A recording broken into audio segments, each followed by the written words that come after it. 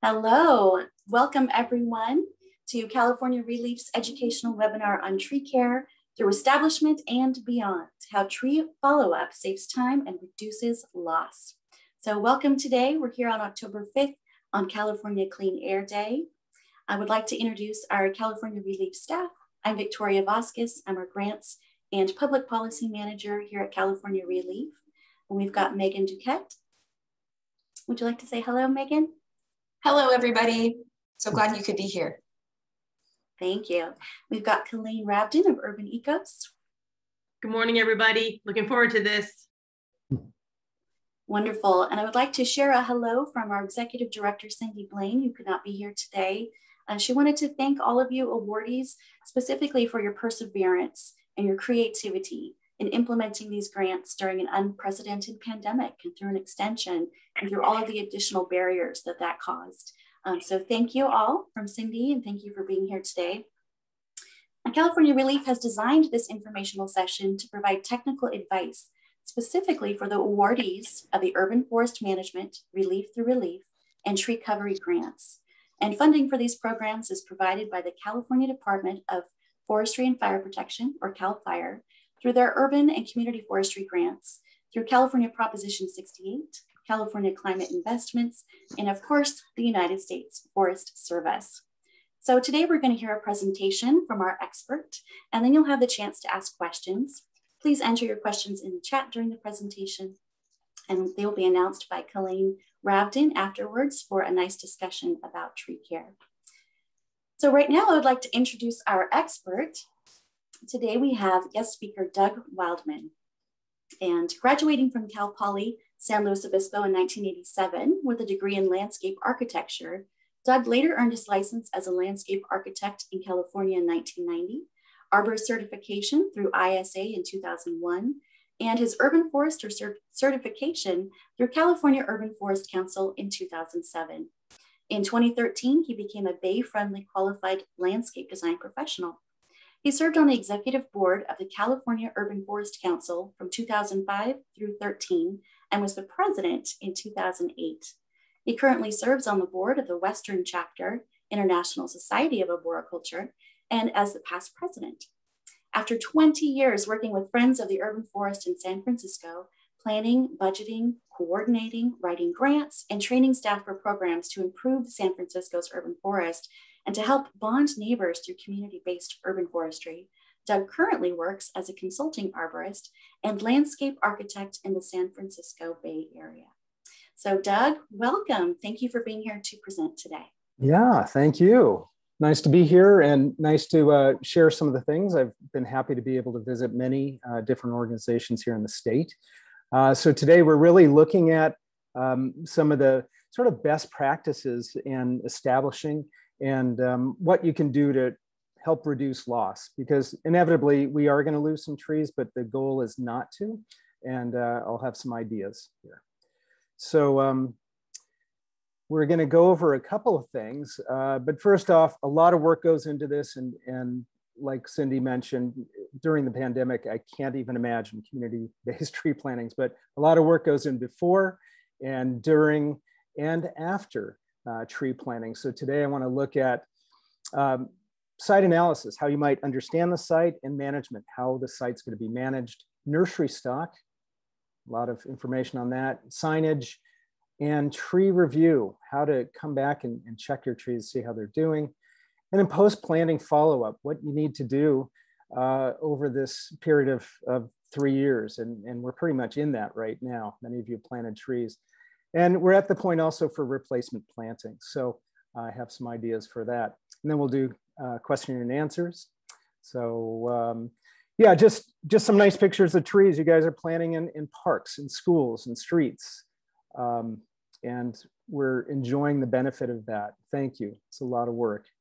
Trees do a lot of work. They work hard to stay alive in situations that are tough. I didn't see any Frisbee golf courses, disc golf, but you know, a lot goes on in the streets, and when they're young, they're super vulnerable. So our ideal is to apply our knowledge to assist each tree to survive to its genetic potential. Think about that. We're planting trees, all these different species. We want them to grow and So that's just a nice shot of a tree in the Presidio. So what are some common attributes to understand when visiting a site? Exposure, solar exposure, soil conditions, slopes, trees and turf, irrigation, potential vandalism and accidental damage. We'll talk a little bit about critters. So exposure, we've got mostly high solar exposure. You're not planting in the shade of other trees. These are trees in either plazas and parks and parking lots. And with that comes a lot of reflection. And I noticed that Zelkova in one of the projects were getting sun scald on the south and west side of the trunk on these young trees, even though they're established, nice looking Zelkovas just nearby. But until those trees create some shade, that bark is subject to burn. And I'm not sure, I'm not quite the expert on that. I think maybe wrapping the tree in that situation might be good with paper. So wind is another factor. We're sitting on the coast here in California. We have the bay, a lot of high winds and valleys, and actually between buildings if you're planning in urban areas. So ways to correct it, well, maybe a third stake on this might be a good idea to pull up that central leader and keep the tree as straight as possible when it's young. You know, it might be leaning later on in age, but at least you're correcting that tree now. Then soils. We have some clay soils, and you could identify them often by cracking or just feeling the soil itself. So it's important to check your site. Here, you can't really see it, but this plant pit was dug by an auger, and the glazing of a hole in clay dug by an auger is extreme. It's quite slick and smooth. It's hard for the tree roots to get in there. So it's important your planting leaders and planters know to scarify that basin, to make it rough, make it enable the roots to cut into the existing soil. Sandy soils are pretty forgiving. It's nice to have good drainage and all, but it's important to get the water to the root ball. And you may need to water more frequently, and you may need to move that water source. So if you have a tree bag, a gator bag, you're moving it from one stake to the other or in different locations. Make a nice basin to water your trees. Slopes can be a challenge. I think we forget that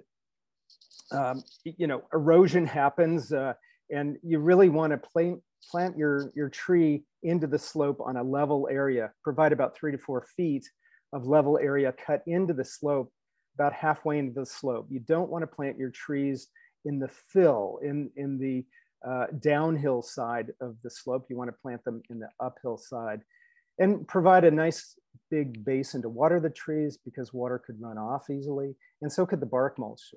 Say in a storm, that's going to float away. So really make a nice level area and a nice basin and slopes.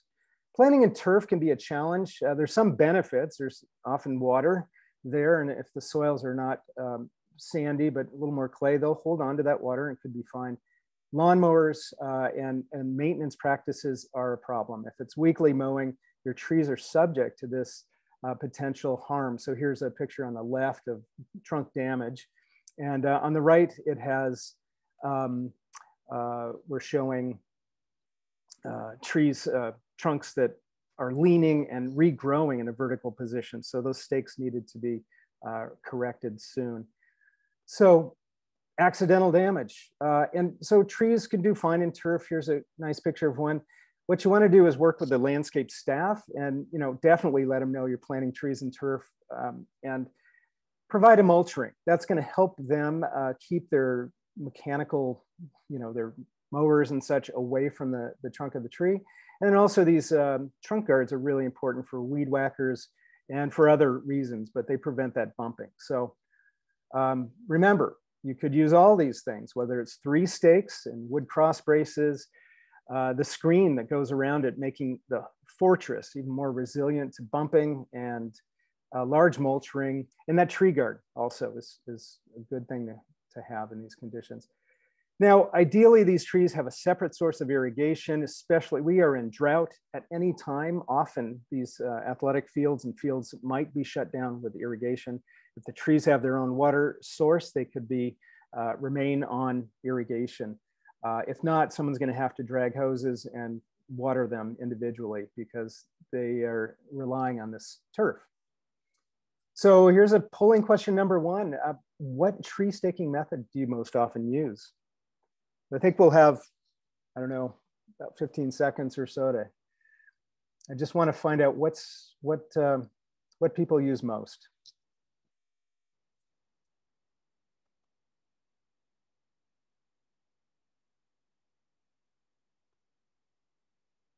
All right. Very good. So yeah, the majority of wood stakes, some metal stakes. Most of this is about wood stakes, but I have some comments about metal stakes too. So thank you, everybody. Do I share results or that's already shared? Okay. Oops. So irrigation, I think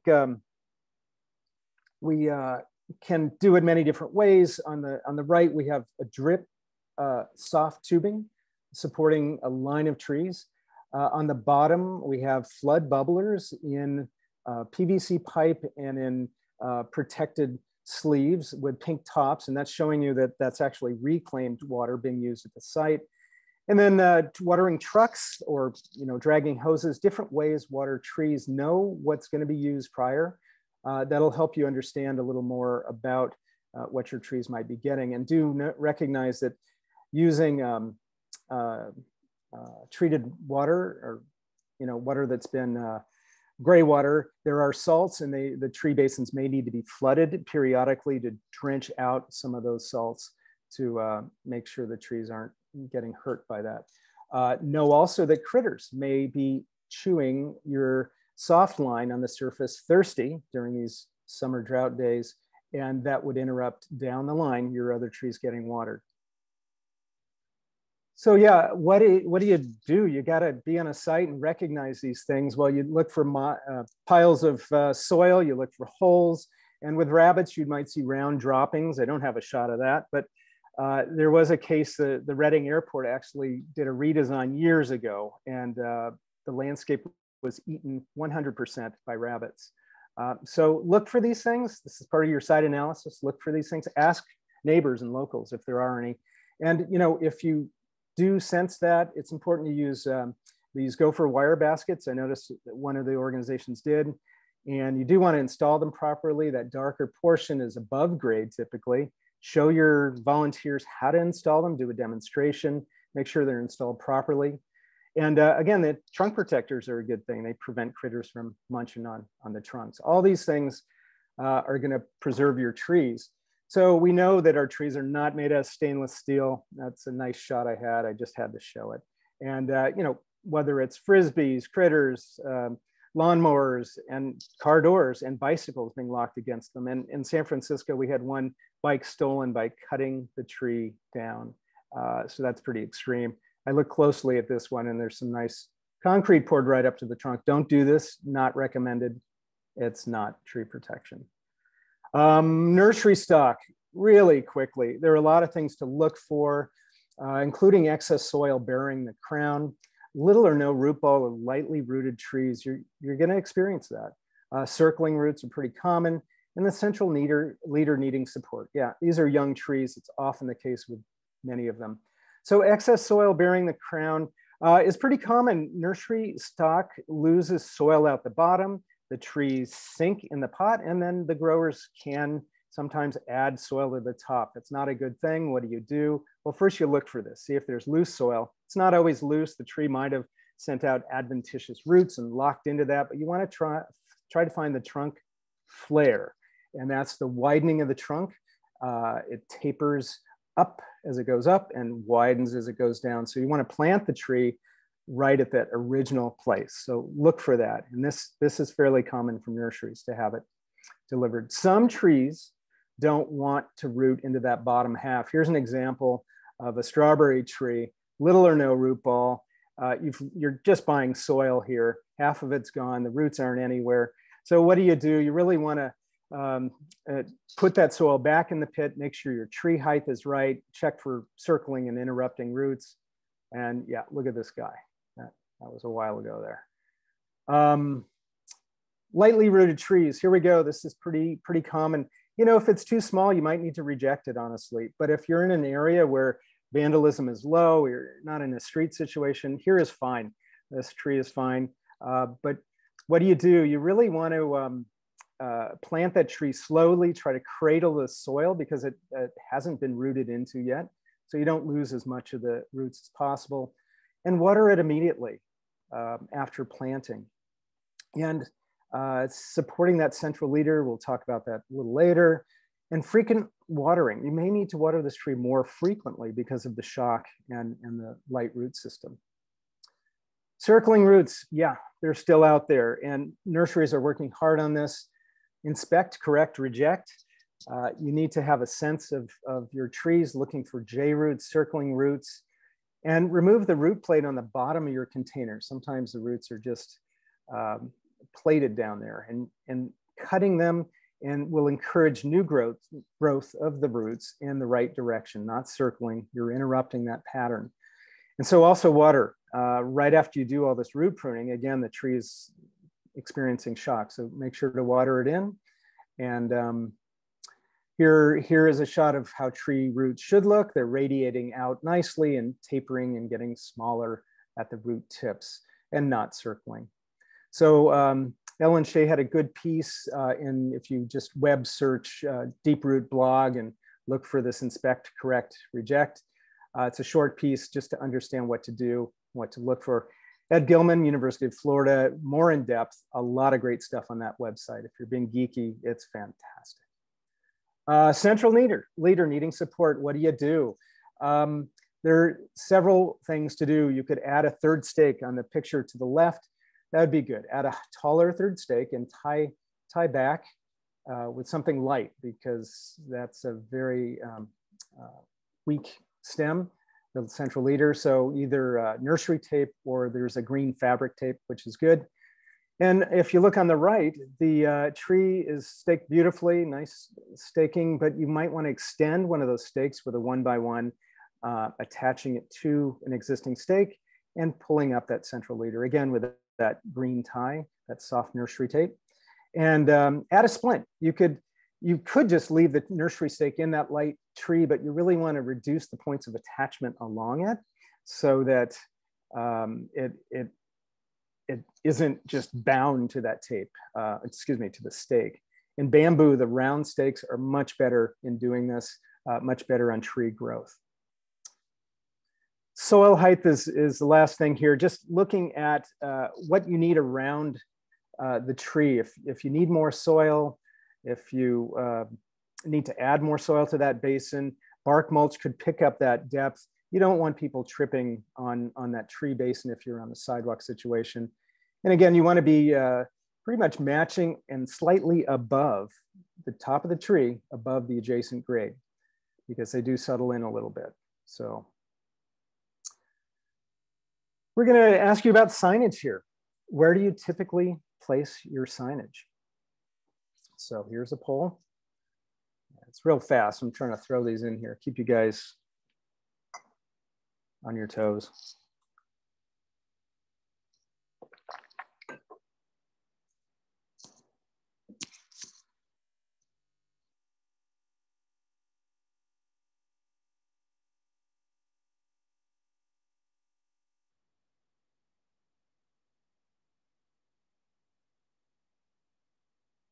Okay. All right. I think I'm going to end the poll. So yeah, it's very good. Okay. So signage is important. We're going to talk briefly about it. It depends where you want to put it. I think I did notice some folks didn't have their signage out, and ReLeaf now has a great page for their grantees, and I'll reference that in a moment. Okay, thank you. There's my cursor. So I'm going to close that. Also, you could put it on your staking detail. The watering bags are a surface to put it on, signboards and banners. So all of these work, and you really need to name your funding source. It's required with your grants here. It does promote your organization. That's important in the long run for supporters and volunteers. Sharing your partnership is also important. If you're planting, say, in a school district or a city parks, you want to recognize them as being a partner, and perhaps they're not funding, but they are helping water. That's critical to your tree growing. And if it's an adjacent property owner watering that tree weekly, that's a partnership. Care and information, education, tree care information can be on it. And it builds community interest for your cause. They'll recognize your signage. So here's an option, your organization logo. You can have an internet address, phone number, a QR code. Also recognize your funders. That's what we're talking about. And again, the property owner is a player in this. And then, you know, what agency? If it's a unified school district, that's great. Show them. The empty space is kind of a good idea. Say you have someone that has 5,000, they want to give it to you, but they want to sponsor a planting. And you say, well, you know, I could just put a sticker right on our existing sign and recognize you. So that's a really nice idea to potentially get sponsors, additional sponsors. It could be informational. Here's City of Boston recognizing the value of trees and that in drought, they may need help watering the tree. So this is a hang tag on the, best to hang it on the tie, not the tree. So lawn signage, your wood cross brace, and here's a watering bag signage. So the grantee resource page is a place to go for that. There's additional information now. Metal signs. So here's one that was fabricated because I requested it. I was considering using metal stakes a while ago, and sure enough, they can produce a placard for you. So ask if you're using that. So common discoveries on planting day, well, the tree's planted too deeply, trees planted too high, and very commonly the ties aren't quite right. They're too loose or too tight or missing, and nursery stake left on. Tree stakes are not vertical. And then staking is not enough to support your young tree. So, you know, my gosh, if it's too deep, now's the time to raise that tree. It's going to prevent decline and failure in the future. Ideally, you do it during planting day and not later. And again, if your tree is maybe too high, the roots are exposed, the crown is up there, it's going to dry out. During a planting is best. So you need to lower that tree or add more soil. And again, this prevents tree decline and failure. These are all things that need to be done early and caught early. So tree ties, this is really common. You do want the trees to move. I noticed a lot of folks have their trees pretty tightly held onto, but I understand that in prevailing winds, you want to hold at least the windward side up strongly. You might need to get longer ties if they're too short. You can't adjust them if they're just too short. And then I recommend nails versus screws because most volunteers and the ease and adjusting in time your ties are so much easier with nails. Hammer is easier than a cordless drill. So develop a strong root system. This is all important. In the nursery stake left on, well, in all situations, you really want to remove it. I should say almost all. You know, if you have a whip, you know, like we'd seen earlier, you might leave that nursery stake on knowing you're going to remove it later, but reduce the points of connection with the green tape that it came with. And additional support, you could splint with a nursery stake that upper portion of the central leader if it needs that little extra bit. And as I said, that bamboo is fantastic. Some trees come with that. I would recommend keeping that in your arsenal for coming back to do tree care visits because it's much better than the wood cross braces, or excuse me, the wood nursery stake. Developing strong root systems. That's what we're trying to do. When the tree stakes need adjusting, you don't want the tree to be rubbing on the leaning stakes, so best to do it. You don't want to prevent mechanical damage to the tree. If your staking is not enough and you need to support that young tree, well, you can add another stake and make sure that height addresses your need. And the central leader is important to your tree's development. That is the future of your tree. The permanent branching may be on that, but most of your trees are too young to have the future permanent branching. So keeping that central leader is critical. Planting day survival. So you know, what do you do? Here's a brief on everything we just looked at. Site analysis, know your site, know the management of the site, take notes, and make your purchases accordingly. If you need long stakes to make sure you capture the wind, if you're in dunes and you can drive your stake, you know, 4 feet down because it's so easy. You know, I don't think they make 12-foot stakes, so I'm not sure of a recommendation to have a tall stake on that one. The other one is visit your trees during the planting event. Ideally, you can. It's a challenge. A lot goes on during the day, but ideally, the project manager for your organization can do that and assist the groups in making those adjustments in the field. If you can't, make a plan to come back within 3 months of your planning, because you don't know what's out there until you visit the site. So that's really important. And if the signage hasn't been installed, now's the time to install it. So that was a brief, when do you mulch your trees? What do you guys do for mulching? What's your timing of that? It could be done right at the beginning, later on, and do you mulch? And in some cases, it's a challenge organizationally to do it, but let us know here what you guys do. Will these polls give me a chance to drink?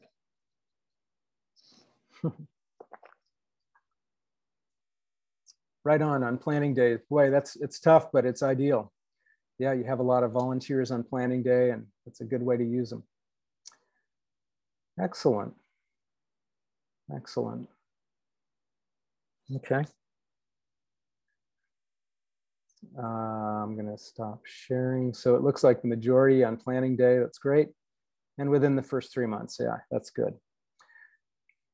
And that pops up twice. So, all right. So after planning day, follow-up tree care, what are you going to do? Well, checking the hardware. There's a lot of potential for that to change, especially with a tree that's growing. Weeding and mulching is great to do. Some key pruning might be important as well. And then some ideas for replacement tree planting I'm going to share with you. But, you know, ideally, you can remove your stakes and ties. If you are at that point, corporate groups work out really well for that because it's something you could train them with. You do need a few staff on hand to make sure they're doing the right thing.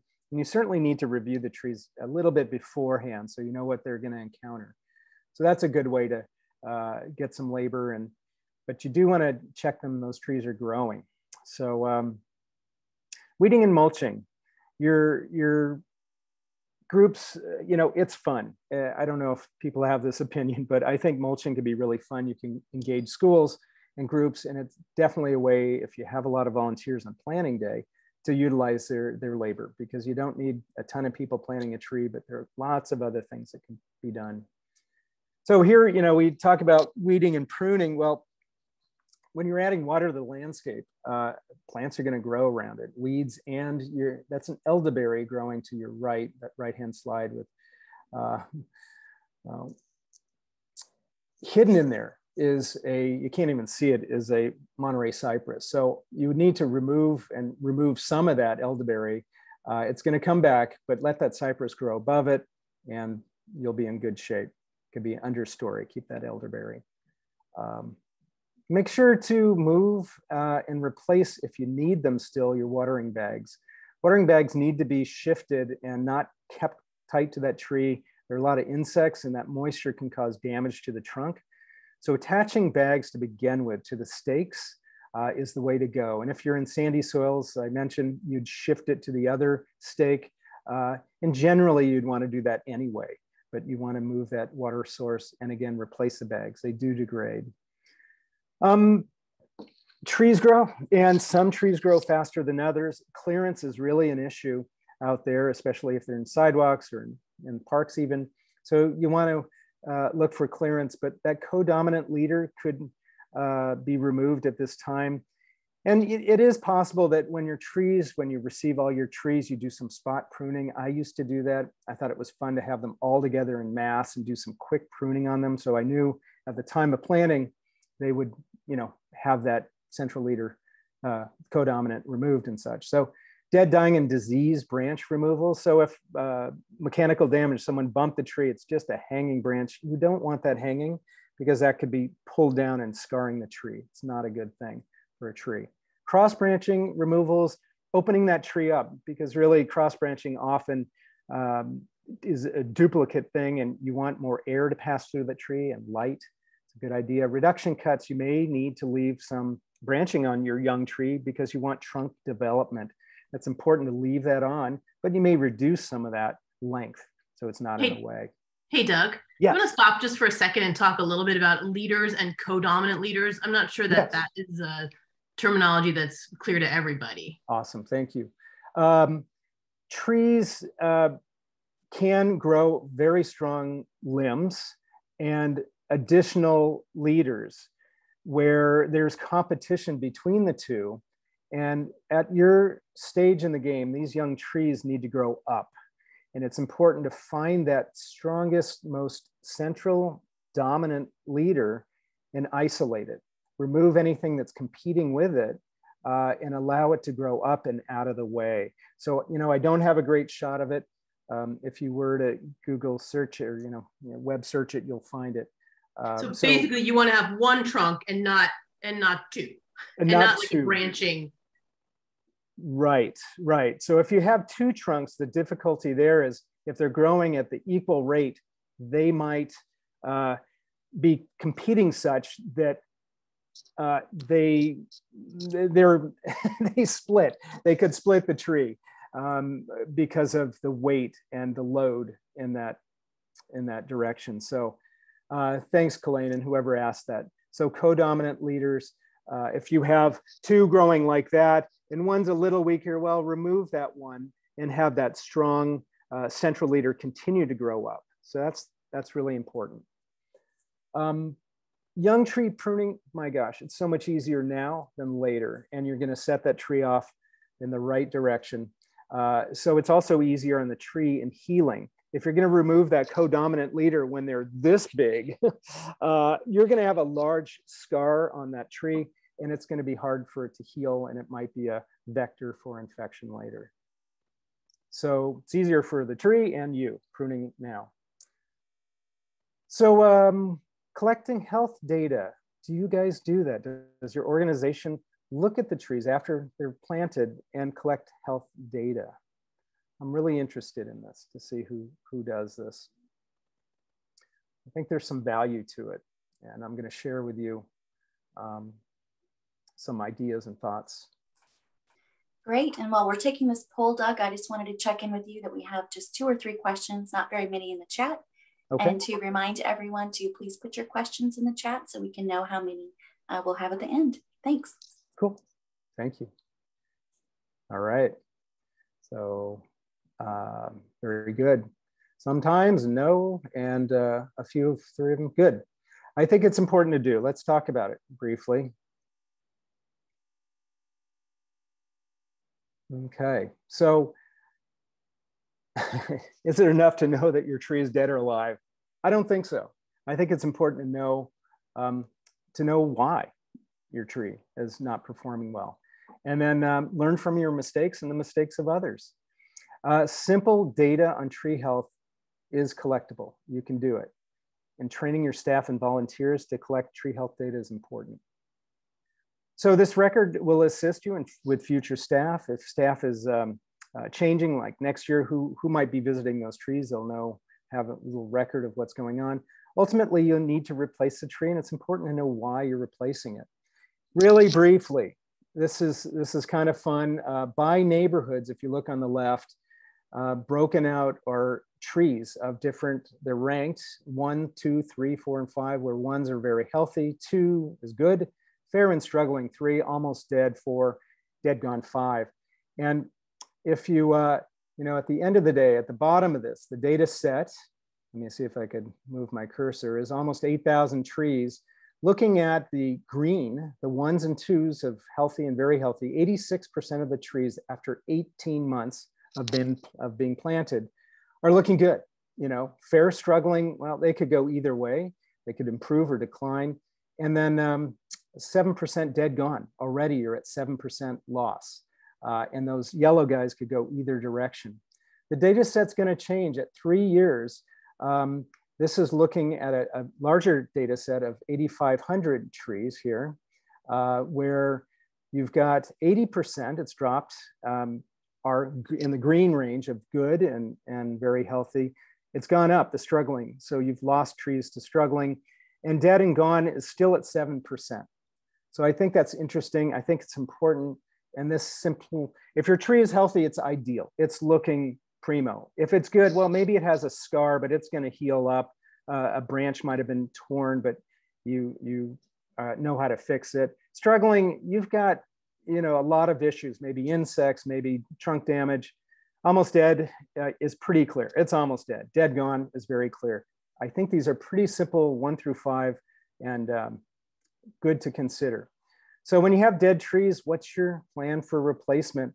And don't repeat the same mistake. Understand why, like we mentioned, check your database, revisit the site analysis, and set a date to replace them, and try to re-engage your volunteers and residents, or both. Plan to water the trees right away after planting. One idea, oh, let me share. So trees fail, plan on 5 to 10% loss in your operational budgets. You just saw an indication after 3 years, 7%. That was pretty standard. In some cases, you have anomalies, like a large planting where they all went south, or this one species did. So plan on that 5 to 10%. Here's an idea for planting. Now, it's easy if they're all on one site. Say you have 5 trees needing replacement. They're all at one park site. I think you could re-engage neighbors and volunteers and do that pretty easily because they're all on one site. If they're in different areas, you want to cluster them geographically, see what works best. And having a pickup truck and a mini planting team works really well. Consider max of 3 to 4 trees per truck in a manageable area, including drive time. And then realize that some volunteers like this experience. It's different. It's not the big fanfare of a planting day. And they're actually enjoying just kind of out there planting trees with a small group of people. And this is also an opportunity to train your planting leaders. Slow down, plant trees, and share best practices. And so consider these replacement plantings as training sessions. And remember to water each tree. And so that would be engaging the park site to get a quick coupler, or turn the clock on, or drag a hose, whatever it is. And you might need to carry in your truck buckets with 5-gallon buckets, or make sure that resident's going to water their tree as soon as they get home. Watering's key. So check that staking and hardware. I recommend 2 times before year 3 is up. And critical pruning. Do those 2 visits. There's going to be clearance issues and fast-growing species. So you don't want the Amazon truck pruning your trees, right? Those branches into the roadway are not good, or in a parkway on a path. So you don't want kids or other folks just pulling on branches. Prune them. So in general, in summary here, be familiar with your planting site and the management of it. Follow-up visits, I really, really recommend, and do it within 3 months of your planting. This is just to check to make sure your planting day went well. And give your planting leaders feedback. Ideally, if some leaders do it, tie their ties too tightly or too loose. You don't want to be fixing their work. You want to share with them how to do it, and they can do it properly next time. They want to do the right thing. And if you can't grow fast-growing species successfully, don't even plant them. I think of the Chinese evergreen elm as one of them. Boy, you could put on 5 feet of growth if they're happy really easily, and that could be problematic every year. So I think adding the health rating to your collection of data is important. A reason code, I didn't speak much about this, but pests and diseases might be a code, or vandalism, or damaged trunk, tree planted too high, too low. Those are reason codes. So you could go back and understand why.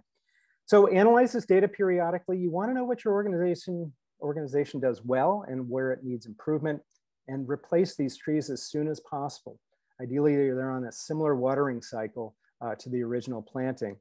So again, visit your trees 2 times after the planting, and this doesn't include your immediate post-planting site visit. That's additional. So here at the end of the day, I'm wondering, what do you guys think about collecting data, health data? Is it something you are now considering?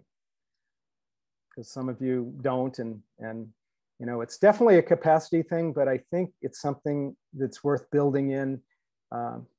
Also building into your grants, your budgets. If these visits can be built in, that's part of, I believe, you guys could correct me, that you could build in some time.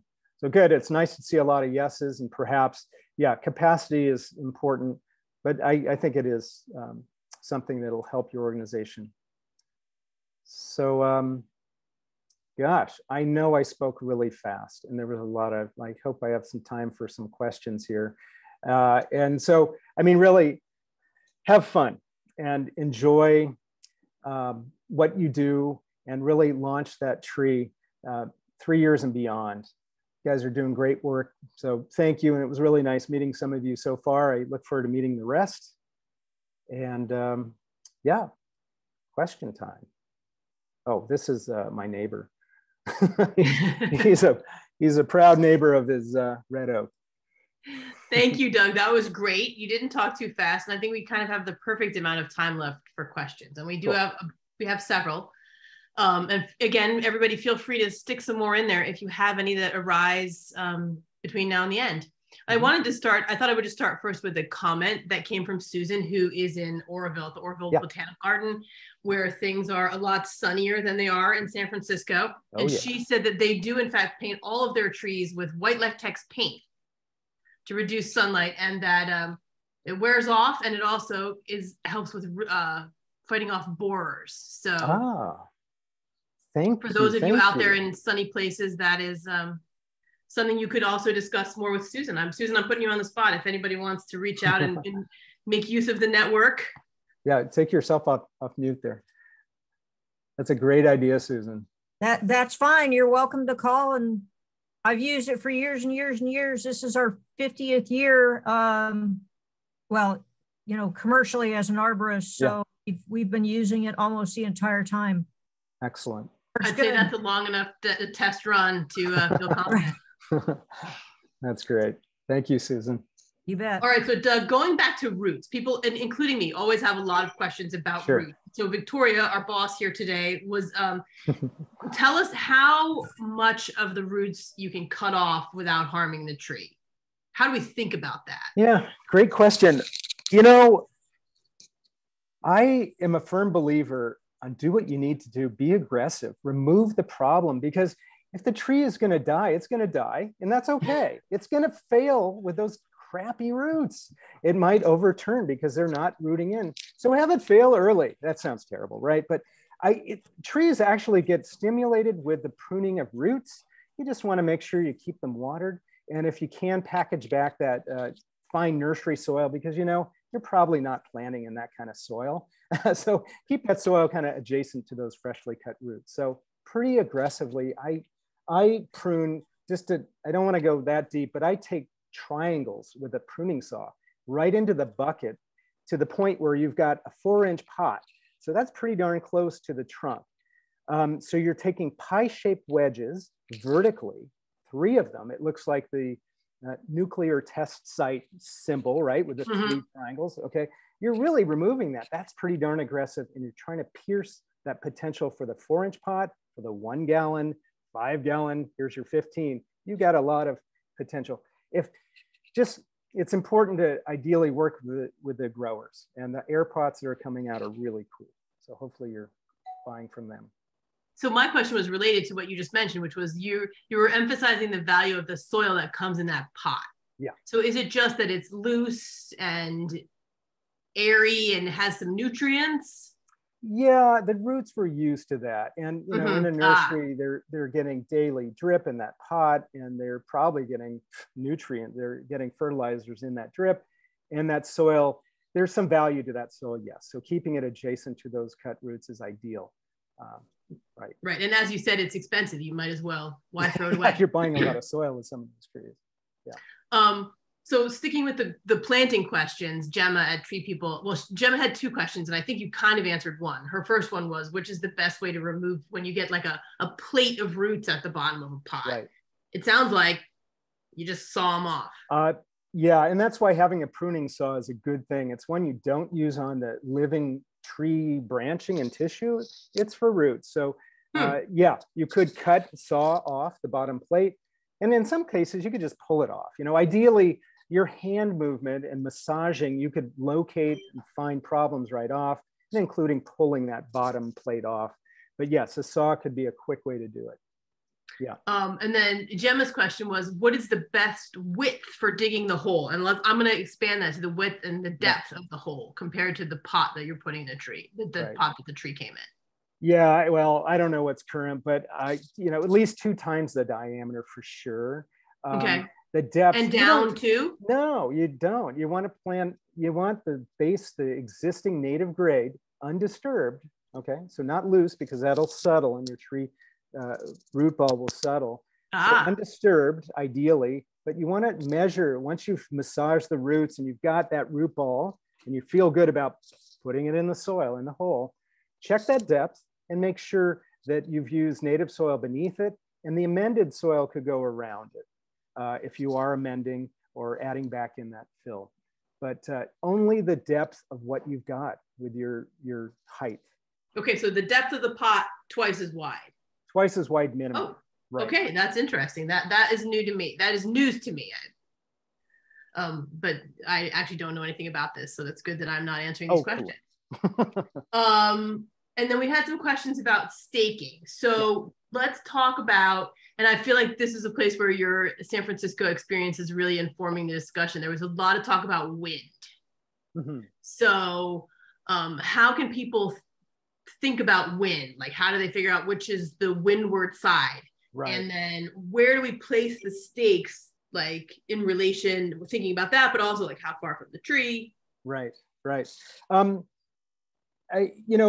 There are prevailing winds. Know that wind direction changes with season also. Right. So if you're thinking, man, I've got it nailed, I'm holding on to that tree in the windward, but you know what? It could blow backwards come winter time, or the seasonal change, you get wind direction changes. So you still need to support it in all directions, but recognize at least the taller stake, and sometimes planting 2 8-foots and 1 10-foot works. These stakes, these wooden stakes. And so you have the taller stake on the windward side. How do you find out? You could look at surrounding trees in your neighborhood and see where that prevailing wind might be. Mm-hmm. Often they do show signs of that. And you could ask the neighbors. But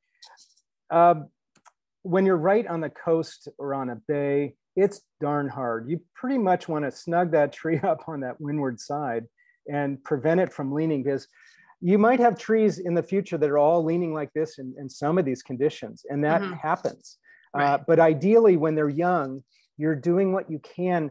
Your trees might bend up a little, but ideally it's vertical at the base, and you might have some top moving like that. As a tree gets older and bigger, maybe you can open it up, but it's a tough call. Taller stakes are important. 3 stakes, the distance apart, I think they were like 19 inches. It's based on cutting a 4x8 plywood into pieces that there is no waste. And so I think it's 19 inches by 4 inches. And you can divide that into 4 by 8 feet, and you can get, I'm pretty sure 19-inch length is about it. And that's good enough for that little box for your young tree, and it protects it pretty well. Is there, yeah. All right. So I think our last question that we had so far was, was a question about, can you talk a little bit about soil amendments? Like, what do you like to do? You dig the hole, you're about to put the tree in, you put the nursery soil in for sure. Yeah. What else? Well, it's interesting. If you're able to actually amend the basin, that's great. I think it is good for the transition of that tree. But ultimately, all the roots are going to be growing into that existing native soil anyway. So it softens the impact of shock from that nursery loving, drip feeding, nutrient, daily care from the weekly to the weekly. And so, yes, I think amending 50-50 with some sort of amendment is a good thing. Definitely. So talk about that a little bit, like nothing hot like chicken manure, of course, nothing like that. It's more like a leaf mold, a leaf litter, compost kind of thing. Yeah, is really good. And in sandy areas, I've done a lot of work on this, and I've decided that it's kind of a lost cause. You could amend to transition the tree. Yes, that works. But that amendment's going to disappear within about 9 months. Just it breaks down right so quickly in heavy dunes that if you can't amend the entire profile of where those roots are going to be going, you know, choose your plant species. Let it die earlier. No, just make sure you've chosen the right tree. Fail faster. Is that the message for today? Well, it could be. I think it's important to recognize that your trees, you need to choose the right tree in the right place. That goes without, you know, mentioning, but making sure that you're caring for the tree to the point you could release it at 3 years and doing what you can to do that. But root pruning is super key to tree failure, preventing tree failure down the road, because like I said, it's still out there circling roots and nursery production issues. Yeah. Looks like we've got 2 minutes.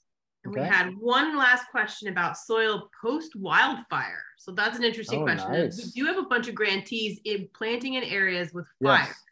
Right. Wow, what a great question. I'm going to be visiting you soon up north. Yeah.